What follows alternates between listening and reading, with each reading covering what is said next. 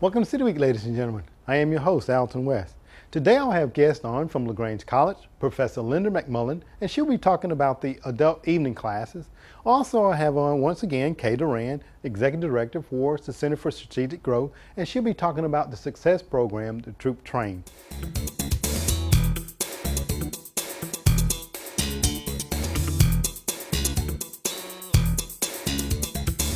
Today I have on guest from LaGrange College. I have Professor Linda McMullen, who is the director of the evening classes.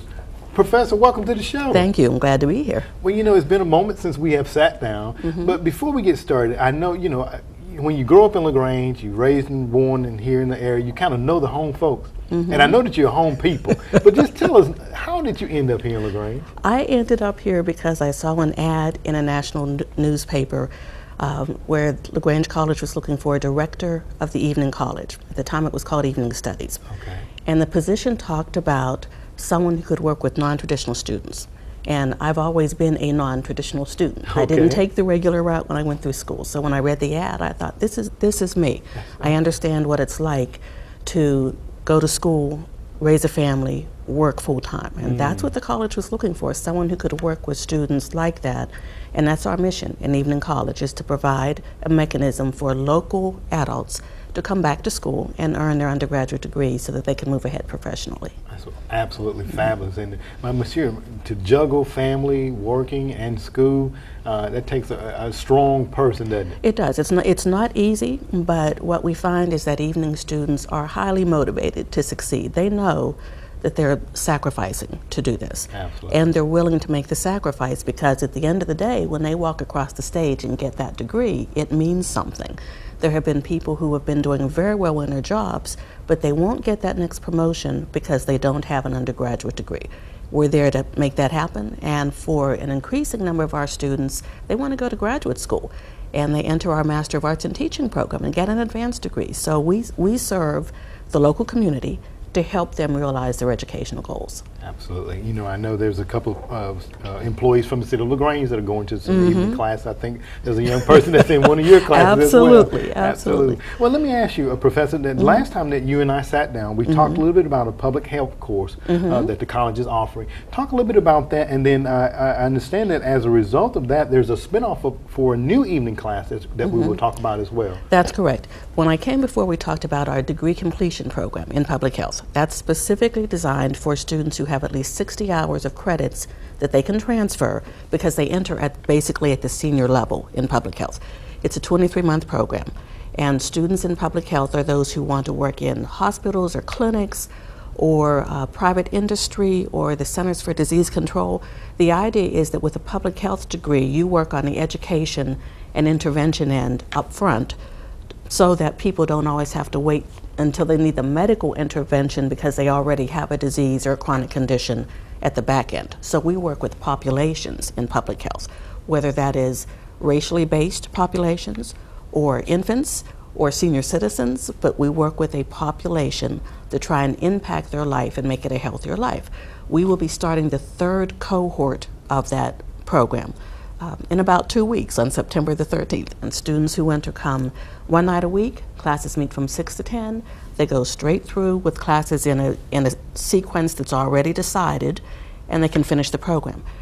One of the reasons that we looked at Health and Human Services as a new program is that we try and do two things at the college. First of all, we are a liberal arts and sciences college, and so we want students who are liberally educated who will be able, when they graduate, to solve problems, to communicate effectively, to be able to make good ethical decisions. But we also want, in our evening population, to offer programs where students can get a job when they graduate. And so when we look at programs, we look at workforce opportunities. And Health and Human Services is an area like public health where there are jobs. So people who want to be, for instance, a caseworker, or who maybe want to work with children. It's interesting to me that whenever students apply to the college, no matter what their field, and I ask them to write an essay, probably 80% of the essays have something to do with children. with either how our schools work with children or with after-school programs or with court intervention. So Health and Human Services, one of the outcomes of that degree might be that you might work with the juvenile court system and help children, or with adoption agencies or foster care. Or you might want to be a manager and executive director of a nonprofit agency. So Health and Human Services, again, like public health, looks at the health and well-being, but Health and Human Services looks at individuals as well as at populations. Seems like it covers a wide gamut there. I heard you mention the infants all the way to seniors there in that range of services that you're providing there. And again, you know, you went back and you said, like, when an evening student walks across that stage and they receive their degree in that field, then they have sacrificed, they've earned it. And then I think a lot of times when people are entering into these fields, there's that compassionate, that caring element as well. Absolutely. We actually put in our program proposal for Health and Human Services that our goal was to train caring and compassionate professionals who wanted to work in communities to make a change in the lives of people. There are areas where communities are traditionally underserved. Senior citizens is a good one. We have, as a part of Health and Human Services, a seminar in gerontology, because people are living longer. The infrastructure is not always in place to support people whenever they are elderly. So whether it's helping with nutrition or medications and education about that, whether it's working with baby boomers who are raising children and taking care of parents, there are all kinds of areas where Health and Human Services can intervene to make lifestyles healthier for the populations with whom they're working. Now let me ask you, in some of these courses, I'm just going to assume here, and you correct me where I'm incorrect, I'm going to assume that in these classes, courses that are offered, is an opportunity for the students to actually go to facilities that for seniors and maybe to some of the daycare centers. Is that an opportunity for them? For some of the courses, it is. A lot of the coursework is on campus in Smith Hall because they're only there that one day a week from 6 to 10. The rest of the time they are working, doing research, and working with their classmates on projects. We often invite professionals from these agencies to come in and speak with us. And the last course, which is a capstone course, is a field experience, and that's the time when our students will be out in the field for about a 13-week period, working with agencies and doing what we call a community needs assessment. One of the courses that students take is community development and assessment, so that they learn how to go into a community, to ask the right questions, to find out what is needed. And so our students will do that, and once they find out what is needed, then our expectation is that they will develop a plan, a strategy, to meet that need, and then present that plan to the community that they did the research in. So it is a competency-based program with a deliverable at the end that we could hand to somebody and say, look, if you want to make a difference, these are some of the things you should consider. Man, I mean, hands-on, tool ready, here you go. Absolutely. Now let me ask you, now the enrollment as far as the students are concerned, what is your enrollment and how many can you all accommodate? Well, in total evening college, we have about 100 students. We can accommodate more. We're looking to grow. We have 4 different programs. So students who enter with only a little bit of college or with no college would enter into our general studies. Then they could transition to human development, which is for people who want to teach, to business administration, or to one of these degree completion programs. I like to have 15 students in a cohort for degree completion. That's the program where you need 60 hours of credit to come in. Okay. 15 is a good working number. Right. And we have room in Health and Human Services for this fall. We start cohorts every year. We normally start once a year. So September is our start date for both public health and for Health and Human Services. And I encourage students, if they're close but not quite there, to come and talk to me, because we can work with them for a year to take the few courses that they need, and then they could enter the degree completion program next fall. Okay, well, very good. Absolutely, sounds like a wonderful course. I'm sitting here like, can I fit that into my schedule? You can come. I'll take you. Now, let me ask you the question then. If there was a student that's watching the show and they're interested in learning more about, you just told them to contact you. Go ahead and give them your contact information. And I know they can always just drive up there to the hill and see, I'm sure. Absolutely, they can come and see me, but if they call, my number is 706-880-8021. Or if they send an email, which is how most students communicate with me, that's right. It's L McMullen, it's LMCMULLEN @lagrange.edu. And I hope students will realize that we are there in the evenings as well. One of the challenges with working students is they don't always have time during the day to come up and meet with us. So we're there until 8 o'clock at night. So they're welcome to come in and meet with me or with Kenya Rainey. We'll show them around and talk about the program and see what we can do to get them enrolled in a college program. Very good. I mean, you know, again, the college is doing so many wonderful things.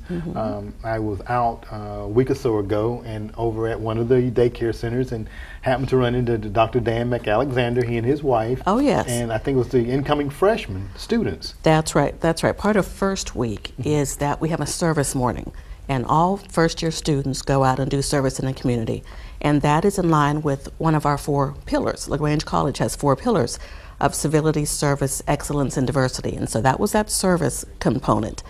And that's it. That's a good way for entering students to become accustomed to the culture at LaGrange College. Absolutely. And you know, I just think it's so rewarding when people give of their time. Is not only you know, rewarding for them, it's also for the individuals that receive those services from the students as well. Yes. Well, again, Professor, we were very fortunate to have you to come out this morning to share with us about the new Health and Human Services program that the college is offering. And I know that that program and those services will just continue to impact our community. I want to thank you and LaGrange College and Dr. Dan McAlexander and all the faculty there for doing a wonderful job of helping to prepare the students that come through those gateways up there for the future. Thank you very much. Well, thank you, Doctor. Ladies and gentlemen, stay tuned. We're back for more City Week in just a moment. Wheelabrator was looking for a customer service representative, and just through local communication and networking, we found out about the Troup County Works website. So we go online, and it was easy to process our posting and register Wheelabrator to the website. And then we posted this job for customer service representative and received many, many talented applicants that we were able to choose from. And so as a result, we were able to hire local talent to our company, and it's just worked out great so far. Welcome back to City Week, ladies and gentlemen. Today I have on a guest, once again, that needs no introduction. I have on none other than Kay Duran, the Executive Director for the Center for Strategic Growth. Kay, welcome to the show. Thank you very much. Enjoy being here. And it's a pleasure to have you here with us again. And also you brought a guest along with you. I have on Bradley Stitcher, who is a student that has recently gone through the Troup Train program, and we're very excited about that. So I want to get an opportunity to sit down with you, Kay, and to talk about the success of that program, because I think the last time that we sat down, you were talking about it. It was going to be coming up on the 25th of August, and I know that recently the graduation took place. Talk a little bit about the program, Kay, and some of the successful parts of that program. Well, the program, it was being sponsored by the Troup County Center for Strategic Planning and Troup County Works, and we got funding from the West Central Georgia Workforce Investment Corporation and with West Georgia Technical College. So we had a partnership going, and lots of people helping us. Actually, the students started their classes on August the 1st and completed their classes on August the 30th, did some testing on the 31st. We had graduation last night at 5 o'clock, and we had 16 smiling graduates with lots of support people watching. It was a great time. Chairman Ricky Wolf was there to present their certificates and gave some wonderful last thoughts to all of the graduates. So I'm looking forward to keeping up with them and seeing where they're working. Very good. Now let me ask you a question now. In 16 students that came through the program, and we're very fortunate to have Brad here that was a student in the program. Brad, just tell us in your own words, and I'm sure, tell us first of all, why were you involved with the program? Well, I felt like I needed something to help me get my foot in the door to help find me a job. Okay. It's hard to find one out there these days. Absolutely. I know that I think Kay was sharing with us a little bit earlier before we came on the unemployment numbers. Kay, if you don't mind, just share those again if you don't mind. Well, the last number that we have from the Department of Labor is in July, and it was 11.7. And we just for 2 years, we're staying in double digits. And we've got some good folks in Troup County who can work. And I don't understand why they're not getting jobs. Absolutely, absolutely. And Brad brought a good point. He said, give him a leg up as far as going through this program. Brad, talk about some of the things that you had to endure while you were in, I maybe shouldn't say endure, but talk about some of the things that you went through while you were in the Troup Trains program. Well, we went through a computer course. IC3 helped familiarize us with computer programs and things like that are in the workforce. And there was a lot of OSHA training. We had a 10-hour OSHA training class, some general safety fundamentals. We had an attitude course teaching you how to deal with people and deal with difficult situations, and an etiquette class, ethics and etiquette class, which that helped me out a lot. Okay, very good. Let me ask you, Brad, have you, in your employment opportunities, have you ever had to go through anything as intense as this course? I wouldn't really say as intense, but it was very knowledgeable. Okay. I mean, I learned a lot from the course. Okay, very good. Now, I heard you mention about some OSHA training, and I'm like, when you said OSHA training, I'm like, I had never been through OSHA training myself, but I understand that was a part of the curriculum as well, Kay? That's correct, and they all receive certification, so they have a certification. They'll be getting a card in the mail from OSHA with a number on it, and all of that means that these people have a clear understanding about how to work safely in the workplace. Oh my goodness. Okay. So we're real excited about that. I think our local employers are beginning to recognize a real need to have all of their employees trained, not just the HR folks, but for, from the top down. Okay, very good. And we're talking about, and I understand that there was a weeding out process. Yes. And I think, Brad, that not only did you go through the program, your wife Samantha also went through the program. Is that correct? Yes, sir. Very good. Now let me say, Kay, I understand that the program starts, and then there's some, again, opportunity for students or people to be weeded out. Talk about that a little bit, and why is that so important? Because at the end, there's we can say there's that golden egg that's waiting at the end. Well, what we really wanted to do, we knew that this was going to be a very vigorous training time. It was going to be a commitment of almost 5 weeks, 5 days a week, from 9 to 4 every day. So we wanted to be sure that we had, number one, people who had the capacity to be in the classroom and to actually learn. But we also wanted to be sure that we had people who were committed to the process and not taking a seat and then losing that seat and then not having, not successfully completing the program. So we went through a process and people began to weed out. We had 41 applications. And one of the first things they had to do was to sit for a 2-hour assessment of their reading and writing skills. Well, some people didn't show up for that, so okay, they fell off to the wayside. We did not follow up with anybody. If you didn't show up, we didn't follow up with you. Then those that passed that then were invited to come for a 4-hour assessment on the computer for being able to assess their likes, dislikes, their personalities, and some of their skills and all. So if they made it through that, then for those who had not gone through the work ready assessment, they had to come in for a 4-hour work ready assessment. So, this was all part of the weeding out process. Then we did a criminal background check. And then some people got weeded out because of their criminal background. The employers are saying that they will take anyone who has a clean criminal background check, within 7 years. So we did that. And then we had 27 people who were invited to come for orientation.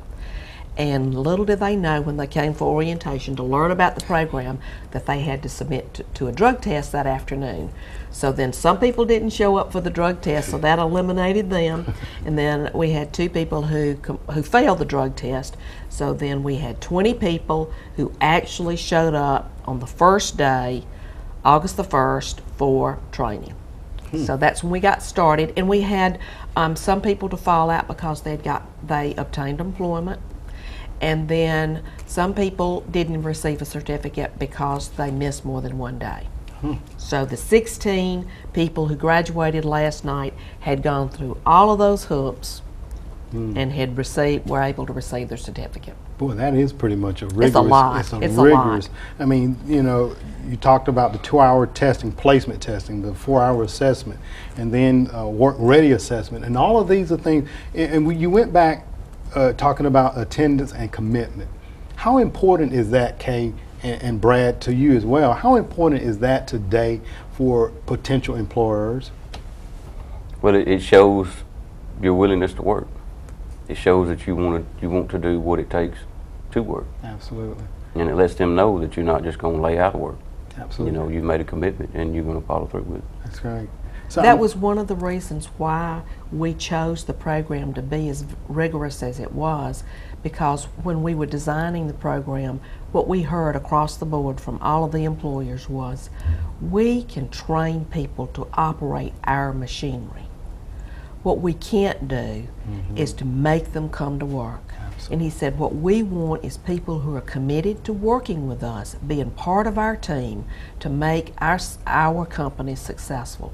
So that's why we had such a rigorous plan. And you know, I mean, and that, as well it should be, because you think about when you employ someone, you're taking on not only an asset, but you're also getting a liability. So, and it kind of works both ways there for the employer and the person that's being employed. But you know, and I can't say enough about and I don't, you know, I was looking at all this testing that they have to undergo, and I was going to ask you, Brad, what was the hardest part of it? I'm thinking, for me, it would have been just the testing, the 4-hour to 2-hour, you know, testing and everything. And so basically what you've done, you skimmed off all of the ones that were not in that work-ready mode, and you got the cream of the crop that has come to the top here. And, That's right. and now you mentioned about the OSHA certificate that the individuals could receive, but ultimately the reason why they were going through this process, Kay, helping to understand the ultimate golden rainbow at the end of all this testing requirements. What was? You want to know what the gold at the end of the That's rainbow right. is for them to be working. That's right. We're not through. We have just completed this. So all of these folks are committed to staying in touch with me. We're not only evaluating the program, I want to know where they interview and if they get a job, and then I'll be following up with the employers to see how they worked out in that job. And what we want to do is to continue to build Troop Train certification as a brand, so that we can continue to get more employers to see the value of it and get more and more people through the training program and get more of Troop County residents employed by our area employers. And you know, you were saying, Kay, there are jobs that are out there, but we just got to get the right person matched up with the job. You know, and Brad, let me ask, if you had to say something to some of the listening audience that hadn't been through this process that you just gone through, what would be the thing that you would say to them? I'd say it's worth it. I mean, take a chance, you know. It's worth giving it a try. Okay, very good. Because I understand that ultimately, not only do you get a better worker for the job, but also understand that, you know, there's a word guaranteed interview. Kay, talk about that. That's a pretty big. What we did in order to be able to get the grant, I had to be sure that we had employers who were willing to support the program. And as you know, manufacturing, just as Brad said, that's where the jobs are right now. So we really geared some of this certification to manufacturing also. So I visited with those manufacturers, went over the curriculum with them. They wrote letters of endorsement of the program and support of it, and because of that we were able to get the grant. So then once the program got started, I went back to those employers to remind them about what these folks were going through, helping to refresh their memory about all of this, and to be sure that those jobs were there, what procedures these folks would need to go through to gain that interview. And so they've received all of that information, so we'll just wait and see what happens. Very good. Well, Brad, to you and your wife, Samantha, we want to say congratulations for completing the program, first of all, and we wish you both much success as far as being employed here in the near future. And Kay, it's always a pleasure to sit down with you. Thank and our you. time is just too short. We definitely will have to get together again to talk about the program, Troop Trains, once again, okay? It Sounds like a winner. All I'll right. be here. Thank you very much. much. Thank you again, Brett. Thank you to everyone that helped put this program together. We want to thank Ms. Kay most of all for her dedication to the Troop Train program. She's made it a success by showing and sharing her concerns for the community and its people. Ms. Kay, you have helped us develop skills to help us get our foot into employers' doors. Even though we sometimes struggle to find meaning during tough times, the Troop Train program has increased our efforts. Because of your dedication and support, we want to give you this symbol of gratitude.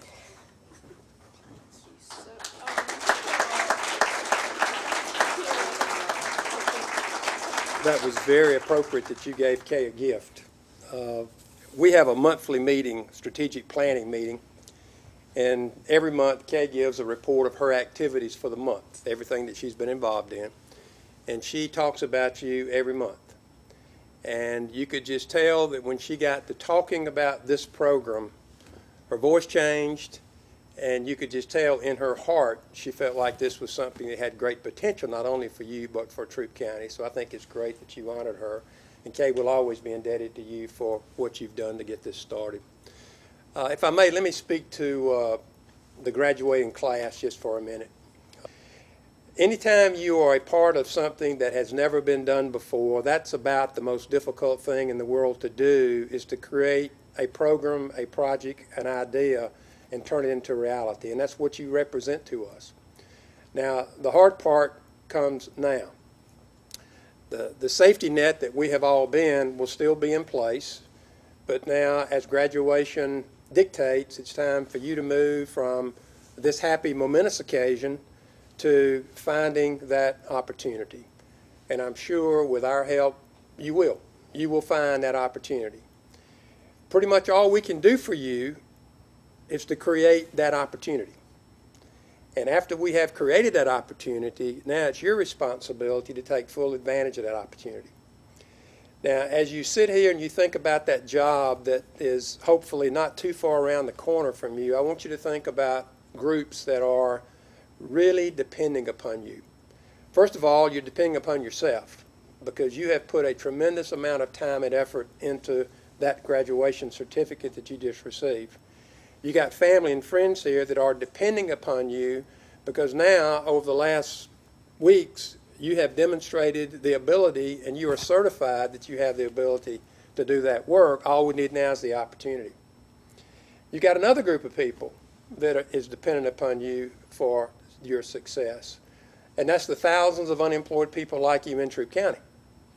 Because if you go on and are successful, this graduating class of 16, I can dream of a day when that class could be 100. And I can dream of a day that instead of being in this room, we're going to be in the big ballroom next door. And that will all happen, not based on Kay Durant or me or anybody else in this audience. That's going to all be based on your success.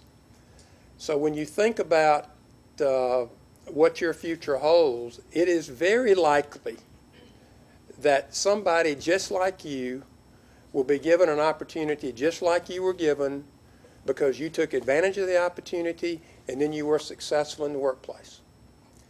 And we can't wait for 90 days, 120 days to go by because we're going to be monitoring you. We're going to know where you go to work and we're going to know how you're doing there. And we want you to be 100% successful. And you know why? Because the minute that we figured out you're successful, we're going to start another class.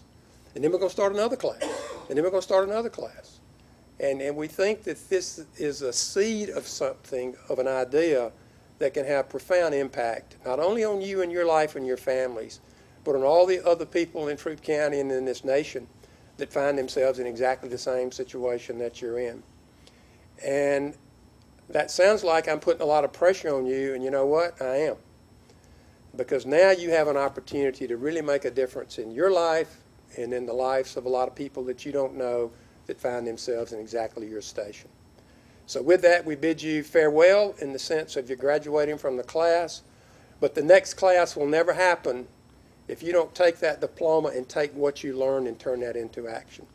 And so we could not be prouder of you than we are this day, and we will be watching and hopeful, waiting, And Kay, the mother hen that she is, every month now in our strategic planning meeting, she's going to give us a report on the 16 of you. 3 have jobs, 3 are looking, one's doing that, one's doing that. So this relationship between us is not ending, it's really just beginning. So thank you so much for your hard work, and Kay, thank you so much for what you did.